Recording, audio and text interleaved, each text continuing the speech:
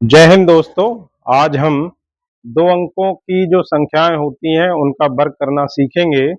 और ये वर्ग जब आप इस ट्रिक से करते हैं तो इसमें जो है आपके लिए बहुत टाइम बचने वाला है। तो दोस्तों हम स्टार्ट करते हैं। पहले हम छोटी संख्याएं लेंगे, फिर हम छोटी से बड़ी संख्याओं की तरफ बढ़ते जाएंगे, आसान से कठिन की तरफ बढ़ते जाएंगे, जिससे कि आपको प्रॉपरली समझ में आ जाए। तो सबसे पहले दो अंकों की जो सबसे छोटी संख्या है वो है 11। तो 11 का हमें वर्ग करना है, तो 11 का स्क्वायर हमें करना है, तो हम इस तरीके से लिखेंगे। अब देखिए यहाँ पर हम एक लाइन खींच लेते हैं, एक लाइन यहाँ पर खींच लेते हैं। एक का वर्ग हम एक यहाँ पे लिख लेंगे, लेकिन एक जो है हमें ये एक अंक नहीं लिखना है बल्कि दो अंक लिखने हैं। तो एक का वर्ग एक है, एक से पहले हमें जीरो लगाना पड़ेगा दो अंक बनाने के लिए। तो एक का वर्ग ये हो गया। अब एक का वर्ग हम यहाँ पे लिख लेंगे, एक का वर्ग एक हो गया। इसे चाहे तो एक ही अंक लिख सकते हैं या चाहे तो हम यहाँ पे जीरो बढ़ा सकते हैं, हालांकि इसका कोई महत्व नहीं है, लेकिन ये वाला जीरो ये जरूर लगाना है। अब देखिए हम क्या करेंगे, एक और एक की गुणा करेंगे, एक एकम एक और फिर इसकी दो से गुणा कर देंगे। तो ये एक एकम एक दूनी दो आएगा। इस दो को हमें यहाँ पे लिखना है। अब हम देखिए इनके लिए जोड़ देंगे, एक का एक, दो और जीरो दो हो गया, ये एक हो गया। 11 का वर्ग आ गया 121। ये दोस्तों अगर आप इस तरीके की प्रैक्टिस कर लेते हैं तो ये जो मेथड है और ये जो प्रोसेस है जिसमें अभी टाइम लग रहा है, इसमें बिल्कुल कोई टाइम नहीं लगेगा। एक सेकेंड में ये वर्ग निकल के आ जाएगा। एक दूसरा वर्ग आप समझ लीजिए, जैसे मान लीजिए संख्या है 12।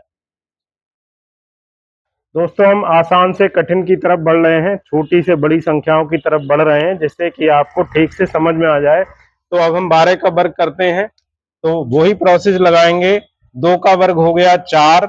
अब हमने बताया दोस्तों कि 4 यानी एक अंक हम नहीं लिखेंगे, हमें दो अंक लिखने हैं। अब दो का वर्ग चूंकि 4 है, केवल एक ही अंक है, इसलिए हमें यहाँ पर जीरो लिखना पड़ेगा। अब हम लिखेंगे एक का वर्ग, एक का वर्ग हो गया एक। अब हम यहाँ करेंगे इनकी गुणा, एक और दो की गुणा दो, दो दूनी चार, जो कि हमें यहाँ पे लिखना है, एक अंक छोड़ के इधर के लिए यहाँ पर लिखना है। अब हम इन्हें जोड़ देंगे, चार ऐसे ही लिखेंगे, जीरो चार चार हो गया और ये एक हो गया। 12 का वर्ग हो गया 144, जो कि आप जानते हैं कि 12 का वर्ग 144 होता है। दोस्तों ये इतने आसान वर्ग मैं इसलिए समझा रहा हूं ताकि आपको ठीक से समझ में आ जाए।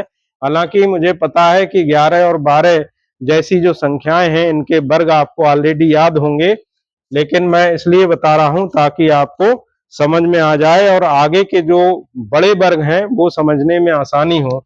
अब मैं बढ़ता हूं 14 की तरफ। 14 का वर्ग देखेंगे, 4 का वर्ग हो गया 16, तो 16 हम लिख देंगे। यहाँ पर ऑलरेडी दो संख्याएं, इस संख्या में दो अंक हैं, तो इसलिए हमें जीरो नहीं लगाना है। अब एक का वर्ग करेंगे, एक का वर्ग आएगा एक, अभी हमने ऐसे ही लिख दिया। अब हम इनकी गुणा करेंगे, एक और चार की गुणा चार, चार दूनी आठ, जो कि हमें यहाँ पे लिखना है। ये हो गया आठ। अब हम इन्हें जोड़ेंगे, छः ऐसे ही लिख देंगे, आठ और एक नौ हो गया और ये एक हो गया। 14 का वर्ग हो गया 196, जो कि आप जानते हैं 14 का वर्ग 196 होता है। अब हम और आगे बढ़ते हैं, थोड़ा सा और बड़ी संख्या लेते हैं, आसान से कठिन की तरफ बढ़ते हैं, जिससे कि आपको ये ठीक से समझ में आ जाए। अब देखिए 17 का वर्ग है, 17 का वर्ग करना है, तो 7 का वर्ग कर देंगे, 7 का वर्ग हो गया 49। अब चूंकि इसमें दो अंक हैं तो इसलिए हमने इसमें जीरो नहीं लगाने की जरूरत है। एक का वर्ग एक लिख देंगे हम। अब यहाँ पे एक और सात की गुणा करेंगे, एक और सात की गुणा सात, एक सत्ते सात, सात दूनी 14, तो 14 अब हमें यहाँ पे लिखना है, एक अंक छोड़कर लिखना है इधर के लिए। अब हम इन्हें जोड़ेंगे, ये 9 हो गया, चार और चार 8 हो गया, एक और एक 2 हो गया, जो कि आप ऑलरेडी जानते हैं 17 का वर्ग 289 होता है। अब हम और बड़ी संख्या की तरफ बढ़ते हैं, जैसे मान लीजिए अब हम संख्या लेते हैं 26। तो 26 का जब वर्ग करेंगे तो देखिए 6, ये है इकाई का अंक 6, 6 का वर्ग 36 हो गया।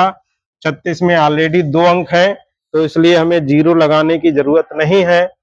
अब हम दो का वर्ग करेंगे, दो का वर्ग है 4।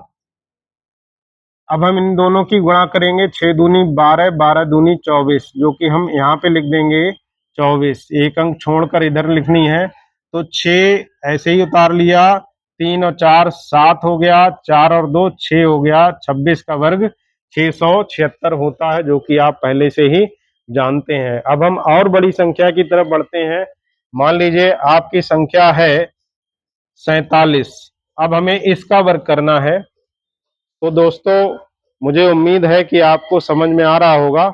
अगर समझ में आ रहा है, वीडियो पसंद आ रहा है, तो वीडियो को लाइक कर दीजिए और ज़्यादा से ज़्यादा दोस्तों में शेयर कर दीजिए। और जो लोग इस वीडियो को पहली बार देख रहे हैं, जो मेरे चैनल से पहली बार जुड़े हैं, तो वो इसे सब्सक्राइब कर दें।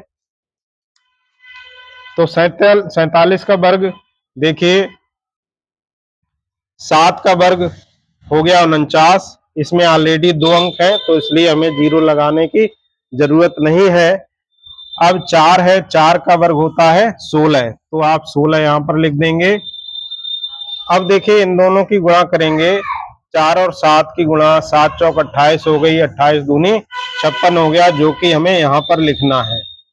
अब देखिए 9 ऐसे ही उतार लेंगे, 6 और 4 10 हो गया, 6 और 5 11 और 1 12 हो जाएगा, कैरी 1 हो गया, 1 और 1 2 हो गया। तो दोस्तों आप देखिए 47 का जो वर्ग है वो 2209 2209 आया है। इसी तरीके से ऐसे ही हम और संख्याओं की यानी जो बड़ी संख्याएं हैं उनकी तरफ बढ़ते जाएंगे। एक एग्जाम्पल मैं और समझा रहा हूं आपके लिए। जैसे मान लीजिए कोई संख्या है 58।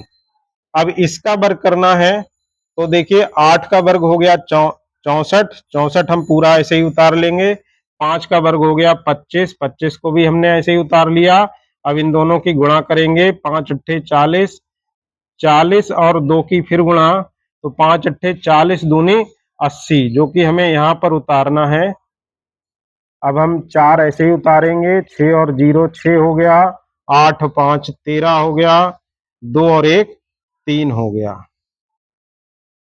ये इसका आंसर हो गया। इसके बाद हम और बड़ी संख्या लेते हैं। हाँ, जैसे मान लीजिए कोई संख्या है 78। अब इसका वर्ग करना है, तो इसमें भी हम वही प्रोसेस लेकर आएंगे। 8 का वर्ग हो जाएगा 64, हम पूरा 64 ऐसे ही उतार लेंगे।